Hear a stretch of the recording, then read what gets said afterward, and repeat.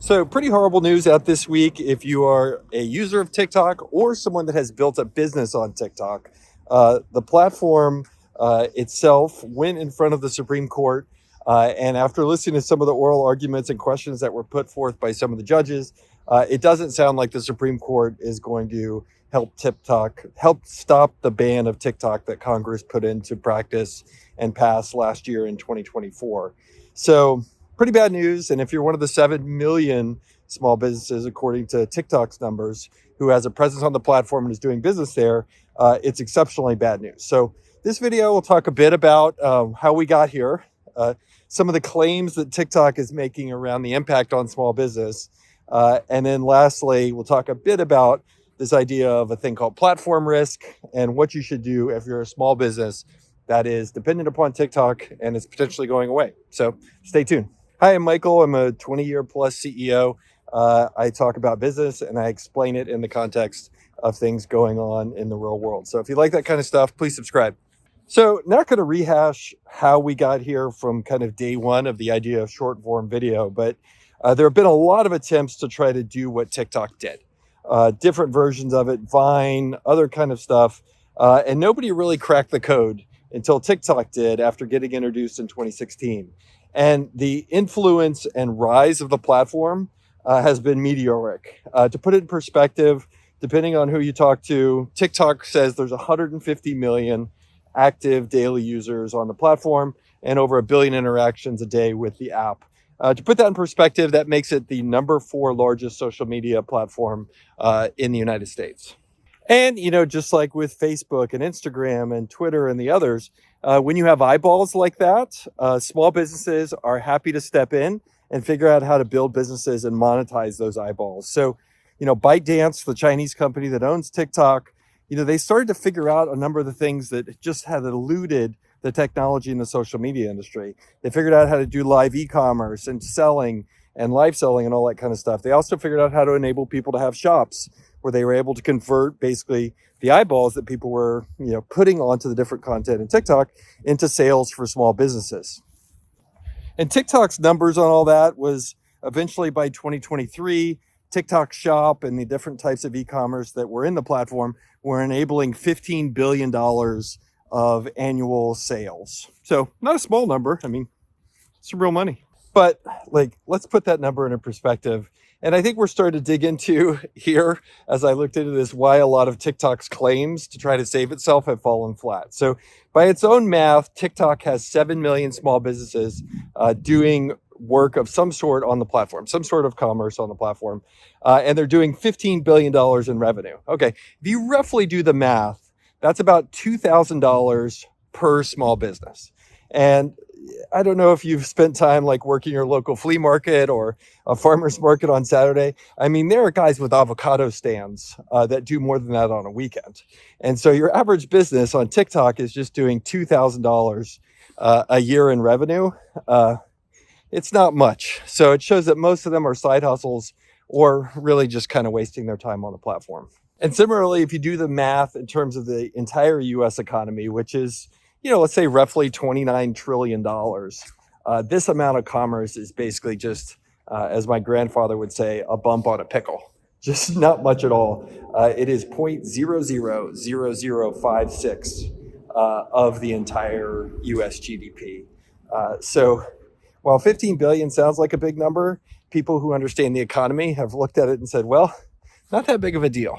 And look, I'm not going to do a video here and say that no creators have built real businesses on this platform. Like most things, there's a power law distribution where a handful of the returns are happening with a few of the folks. So there are definitely folks who have built big businesses on the TikTok platform. And researching kind of this issue and digging into it, I ran across a guy who had built a trading card platform, right, where he was doing live kind of unopenings of trading cards, baseball cards, sports cards, all that kind of stuff, collectibles.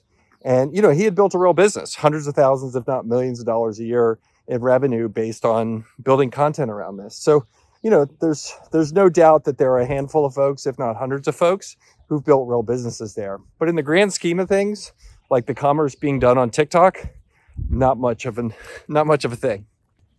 And so I think that's where, for us as small business people, the story of this trading card guy is pretty illustrative, and something we should be mindful of. And the thing he demonstrates here, and to give a bit more context on his trading card business, the article I read showed he has a couple hundred people working for him, kind of doing the trades on selling these sports cards and collectibles online. That's a real group of people. But he's built the whole business on one platform and one channel. And if you look at economic theory and business theory and stuff, this is a thing called platform risk. And the idea is that you've built your whole business on the existence of one channel or one thing. And look, platform risk can happen around social media platforms, right? There are tons of stories of people who built big audiences by doing a certain thing online and then tried to turn that, into a business. And well, basically the algorithm changes or something changes with the platform, or like in the case of Twitter, somebody buys it and changes everything. And suddenly what you did before and what you're capable of doing around your topic, your audience just goes away. And there are tons of stories around this in social media, but it also happens in other things as well, right? I know of folks that have built businesses entirely dependent upon somebody else's software, and that company that owns that software decides to come in and own their business. In other words, compete with them by giving their business away for free, their product away for free as a feature. And you look up and your whole business goes away, just like somebody turned off a light switch. And so that's why, when you own a business, it's important to understand your level of kind of platform risk, and understand the magnitude of that. And look, there are great businesses that are built on the backs of the Amazon platform or the eBay platform, or in this case, the TikTok platform. But going into it, you need to understand that, well, basically what created your business, the emergence of that platform, can be the same thing that'll eventually kill it. And you have to be okay understanding that it might all go away, and hopefully plan for a situation where if it does all go away, like for some of these TikTok creators and this card guy that I talked about, it doesn't put you in a state of ruin personally. And sometimes it's impossible, but if you can, that's where your small business should think about how you basically diversify away from that single point of failure that could ruin everything for you. So most folks I end up working with, and most companies I've involved in, have 1, 2, or 3 channels to create awareness and to create sales and to create value for their customers, to where if one goes away, well, it'll hurt, but it won't bring the whole house of cards down. So I promised in closing this video that I would give you my opinion on whether the TikTok ban is a good thing or not. Look, I don't think TikTok was getting banned. TikTok needed to be owned by Americans and American corporation. I think it's too risky given how much misinformation and how much just control the platform has over the way young people think, for it to be owned by a company that has strong foreign government influence. And I think what our Congress has done has been really smart, and I'm in favor of TikTok living on, but it needs to happen under American ownership, not by a company that is, well, frankly, controlled by a foreign government. So that's what I think. So what do you think? Tell me below.